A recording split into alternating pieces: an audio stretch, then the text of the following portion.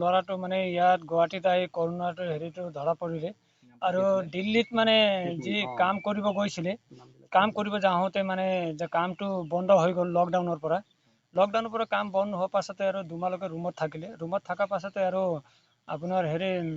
ৰুমৰ মালিকে ৰুমৰ পৰা ওলাই দিম বুলি ক'লে তাৰ পৰা আৰু ইয়াৰ আমাৰ গাঁৱৰে আৰু হুজুৰ আছিলে তেখেতৰ গাড়ীত আৰু আহিছিলে আহি পেলাই আৰু গুৱাহাটীত আহোঁতে আৰু কৰোণাটো ধৰা পৰিল মোৰ ল'ৰাক আৰু মোৰ ভাতিজাক আজি 4 দিন হ'ল মানে গুৱাহাটীত আহি পহাটো মা লক্ষী হোটেলতে আছিলে ৰাখিছিল সিহঁতক কোৱাৰেণ্টাইনত ৰাখোঁতে মানে আৰু কালিতো আমি গমটো নাপালোঁ আমি আজি ৰাতিপুৱা 5টা বজাতে গম পাওঁতে মানে আপোনাৰ ল'ৰাক মানে কৰোণা হৈছে বুলি গাঁৱৰ মানুহে কৈছিলে আৰু গাঁৱৰ মানুহে মোক খাজানাটো দি আছে আৰু চবে ৰাইজে আপুনি চিন্তা কৰিব নালাগে ল'ৰাটো ভাল হ'ব বুলি চবে কৈ আছে মোক কাৰণে মোৰ ভীম বাহাদুৰ শিৱাটো মোৰ ভাতিজা হয় একেটা পৰিয়ালৰ আমাৰ ভাই ককাৰ ল'ৰা হয় ভাইটো মানে ডেথ হৈ গ'ল আৰু তাৰ মানুহজনীও নাই আৰু মোৰ বোৱাৰীজনীও নাই ঘৰত ভাতিজাটো মানে আমাৰ মা দেউতাহঁতৰ লগত আমিতো অলগ হৈছিলোঁ ঘৰৰ পৰা অলগ হৈ বহিছোঁ আমালোকে আৰু মা দেউতাহঁতৰ লগত ভাতিজাটো এই নানা নানিৰ লগতে আছে আৰু দিল্লীত সিহঁতে এক্সপৰ্টত কোম্পানীৰ কাম কৰি আছিলে আৰু এক্সপৰ্ট কোম্পানী আৰু ভাইটো মোৰ ভাতিজাটো গাড়ী চলোৱা কাম কৰে বোলে তাতে দিল্লীত আৰু এইটো কৰোণাতে লকডাউনৰ পৰা গাড়ী চলাব পোৱা নাই আৰু এইটোৰ কাৰণে সিহঁতৰ আহিবলগীয়া হ'ল আৰু ইয়াত আমাৰ ঘৰলৈ অসমত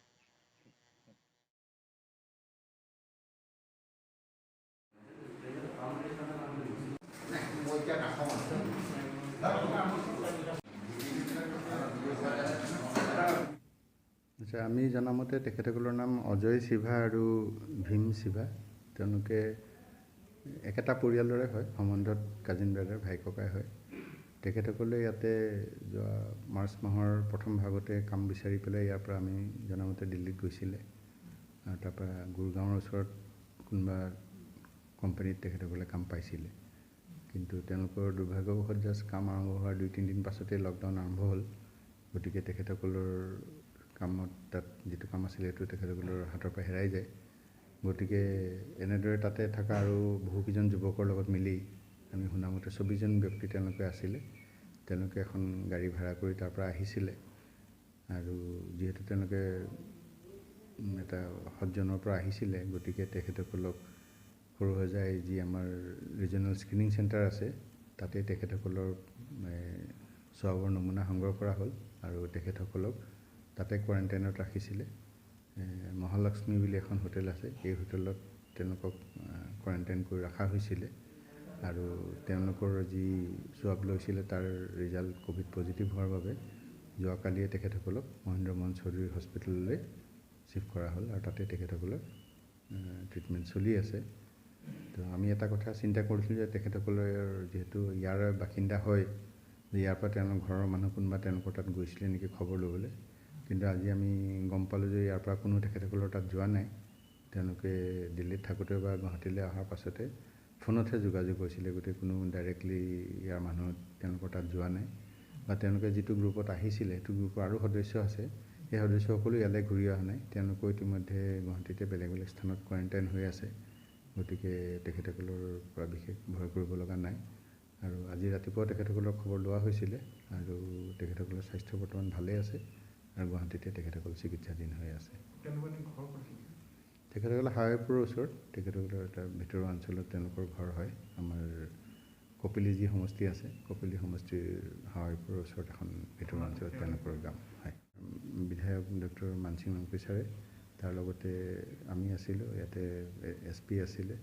তদুপৰি জইণ্ট ডাইৰেক্টৰ হেল্থ ছাৰ্ভিচ আছে পাব্লিক হেল্থ আছে আমাৰ যি 9টা আমাৰ এটা পৰিষদীয় সমষ্টি আছে এই সমষ্টিৰ MSCসকল বা তেখেতসকলৰ প্ৰতিনিধি আছে তদুপৰি এই কমিটিখনত অসমৰ মাননীয় মুখ্যমন্ত্ৰী মহোদয় একোজনকৈ চেয়াৰমেনক নমিনেট কৰিছে গতিকে আমাৰ চেয়াৰমেন ৰদীপ ৰংপে আছিলে তেখেতো ইয়াতে উপস্থিত আছে গতিকে এই ধৰণে বিষয়াসকল ইয়াতে উপস্থিত আছিলে তো 61 আমাৰ হেৰি মানে কোৱাৰেণ্টাইন ফেচিলিটিৰ পৰা 61জন ব্যক্তিৰ চেম্পল লোৱা হৈছে ইয়াতে প্ৰায় 3500তকৈ অধিক লোকে হোম কোৱাৰেণ্টাইনত মানে আজিৰ তাৰিখত আছে এইটো এটা ডাইনেমিক ফিগাৰ, যিহেতু মেইনলি হোম কোৱাৰেণ্টাইন বুলি কওঁতে আমি সাধাৰণতে যিসকল ব্যক্তি অসমৰ বিভিন্ন অঞ্চলৰ পৰা আমাৰ ইয়ালৈ আহিছিলে, যিবিলাক অঞ্চলত কোনো ধৰক এই ট্ৰেইন মুভমেণ্টটো হোৱাৰ আগতে কিছুদিনৰ কাৰণে আমাৰ বাছযোগে মানুহ বা অন্য এইখিনি ভ্ৰমণৰ সুবিধা খুলি দিয়া হৈছিলে,